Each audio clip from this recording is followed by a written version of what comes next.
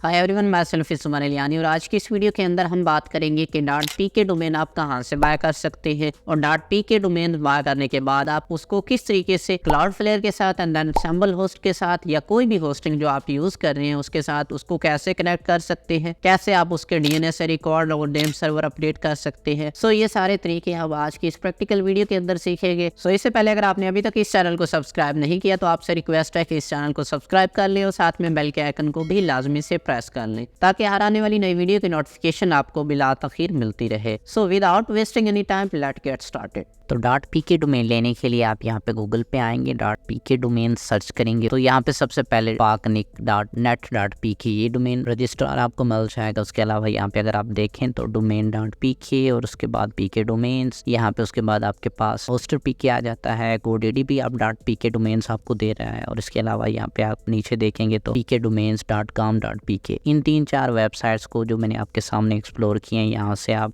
.pk domain ले सकते हैं। याद रखिएगा आपको .pk डोमेन नेम चिप या नेम सिलो वगैरह से नहीं मिलेगी, ना ही गूगल डोमेन से मिलेगी। अगर आपको .pk डोमेन्स बाय करनी होगी तो net.pk इस डोमेन से अगर आप बाय करेंगे तो आपको बहुत ही ज़बरदस्त रेट के अंदर मिल जाएगी। और इसके अलावा आपको एक और बात ये याद रखनी है, जब आप .pk डोमेन बाय करते हैं तो ऑफिशियली आपको गवर्नमेंट ऑफ पाकिस्तान को टैक्स पे करना होता है, जो कि आपके डोमेन के हिसाब से 300 या 400 हो सकता है। ये टाइम टू टाइम यहाँ पे चेंज होता जाता है। सो आप अगर किसी भी .pk डोमेन को बाय करेंगे तो आपको .pk यानी कि गवर्नमेंट ऑफ पाकिस्तान को टैक्स देना होगा। तो मैंने pknik.net.pk से डोमेन बाय की है। लेट्स सी उसको हम कैसे अपने एंसेंबल होस्ट और क्लाउडफ्लेयर के साथ अटैच करते हैं, फर्दर कंटिन्यू करते हैं प्रैक्टिकल पार्ट के अंदर। तो सबसे पहले यहाँ पे मैं अपने क्लाउडफ्लेयर के अकाउंट के अंदर लॉगिन करता हूँ। क्लाउडफ्लेयर के अकाउंट के अंदर लॉगिन करने के बाद यहाँ पे मुझे अपनी साइट ऐड करनी है जो कि मैंने paknik से बाय की है। तो यहाँ पे मैं माई डोमेन्स के ऊपर क्लिक करता हूँ, मैनेज डोमेन्स के ऊपर आता हूँ और यहाँ से lcor.pk ये डोमेन मैंने बाय किया है। तो lcor.pk ये डोमेन यहाँ पे मैं ऐड कर देता हूँ। ये यहाँ पे राइट करने के बाद मैं ऐड साइट के ऊपर क्लिक करता हूँ। कुछ देर में ये मेरी साइट यहाँ पे मेरी क्लाउडफ्लेयर के अकाउंट के अंदर ऐड हो जाएगी। तो अब नेक्स्ट स्टेप्स के अंदर मुझे क्लाउडफ्लेयर के पैकेजेस सेलेक्ट करने हैं। तो यहाँ पे मैं फ्री वन के साथ जाता हूँ और यहाँ पे मैं कंटिन्यू के ऊपर क्लिक कर देता हूँ। तो अब यहाँ पे ये देखें मेरी डोमेन के एग्जिस्टिंग DNS रिकॉर्ड को स्कैन कर रहा है। तो स्कैन करने के बाद मेरे पास यहाँ पे रिकॉर्ड्स जो है ना एम्प्टी आ चुके हैं। तो यहाँ पे मुझे क्या करना है, ऐड अ न्यू रिकॉर्ड्स करने हैं। तो यहाँ पे मुझे ऐड अ रिकॉर्ड के ऊपर क्लिक करने हैं और टाइप के अंदर यहाँ पे मुझे सी नेम सेलेक्ट करना है। नेम रिक्वायर्ड की जगह पे मैं www ऐड कर देता हूँ और टारगेट रिक्वायर्ड की जगह पे मुझे यहाँ पे @ डालना है। प्रॉक्सी स्टेटस इसको यहाँ पे मैंने ऑन रखना है और उसके बाद यहाँ पे इसको मैंने सेव कर देना है। सेम एज स्टेप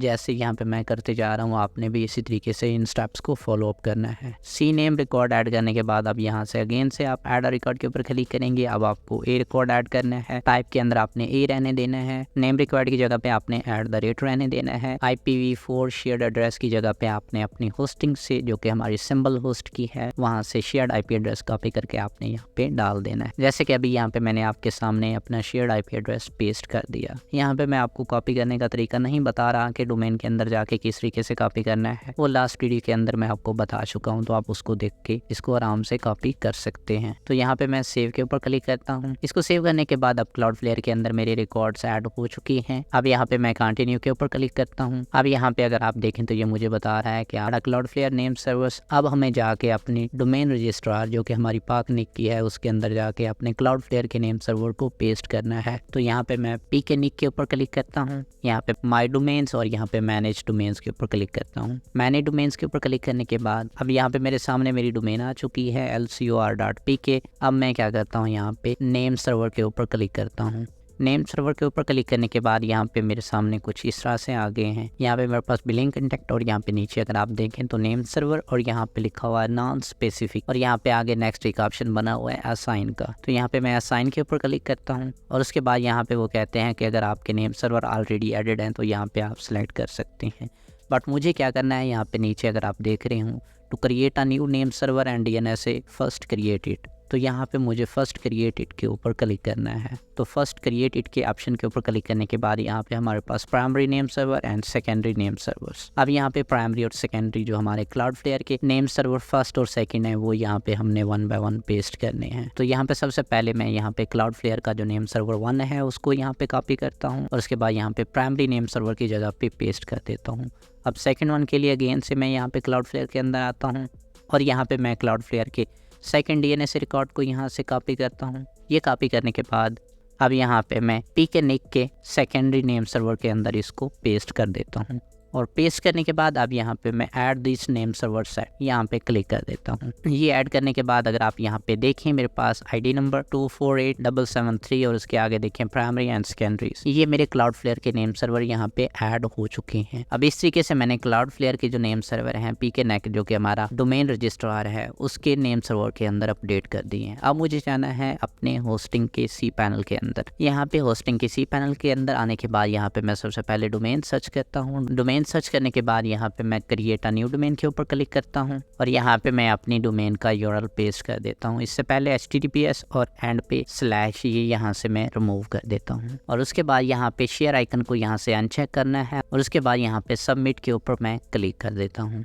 तो ये थोड़ा सा टाइम लेगी, मेरे cPanel के अंदर मेरी डोमेन ऐड हो रही है। थोड़ी देर बाद आप यहाँ पे राइट कॉर्नर के अंदर देखें तो यहाँ पे हमारी डोमेन जो है ना सक्सेसफुली ऊपर नोटिफिकेशन आ चुका है कि ऐड हो चुकी है। अब यहाँ पे हमें वर्डप्रेस सर्च करना है। जैसे हम वर्डप्रेस सर्च करेंगे तो वर्डप्रेस सर्च करने के बाद यहाँ पे वर्डप्रेस मैनेजर बाय सॉफ्टैकुलस इसके ऊपर हमने क्लिक करना है। इसके ऊपर क्लिक करने के बाद यहाँ पे मैं इंस्टॉल के ऊपर क्लिक कर देता हूँ। इंस्टॉल के ऊपर क्लिक करने के बाद यहाँ पे सबसे पहले हमें ड्रॉप डाउन मेन्यू के अंदर अपनी डोमेन सेलेक्ट करनी है locr.pk, इसके ऊपर मैं क्लिक कर देता हूँ। उसके बाद यहाँ पे HTTPS एड्रेस को ऐसे ही रहने दें। यहाँ पे ये देखें मेरे पास SSL certificate was not found. Actually जब आप क्लाउडफ्लेयर के अंदर अपनी डोमेन को ऐड करते हैं तो वो थोड़ी देर लेता है एक्टिव होने में, तब तक हम वेट कर लेते हैं। लेट्स सी जैसे ही हमारी डोमेन के ऊपर ये एक्टिव होता है तो फिर यहाँ पे हम आके वर्डप्रेस इंस्टॉल कर देंगे। अब यहाँ पे मैं admin user name and password डालता हूँ। Admin user name and password डालने के बाद यहाँ पे मैं नीचे क्लासिक एडिटर के ऊपर क्लिक कर देता हूँ और उसके बाद यहाँ पे मैं इंस्टॉल के ऊपर क्लिक कर देता हूँ। तो अब यहाँ पे ये देखें चेकिंग द इंस्टॉलेशन। तो लेट्स सी ये देखें congratulation the software was install. तो हमारी जो वर्डप्रेस है वो हमारी डोमेन के ऊपर इंस्टॉल हो चुकी है। तो यहाँ पे मैं आपको इनकॉग्निटो ब्राउजर के अंदर दिखाता हूँ locr.pkwp एडमिन। यहाँ पे जैसे मैं क्लिक करता हूँ तो ये देखिए हमारी जो वर्डप्रेस है वो सक्सेसफुली हमारी डोमेन के ऊपर इंस्टॉल हो चुकी है। अब यहाँ पे अगर मैं अपना यूजर नेम एंड पासवर्ड डालूं तो आराम से मैं इसको लॉगिन कर सकता हूं। तो इस तरीके से आप किसी भी डोमेन को जो कि आपने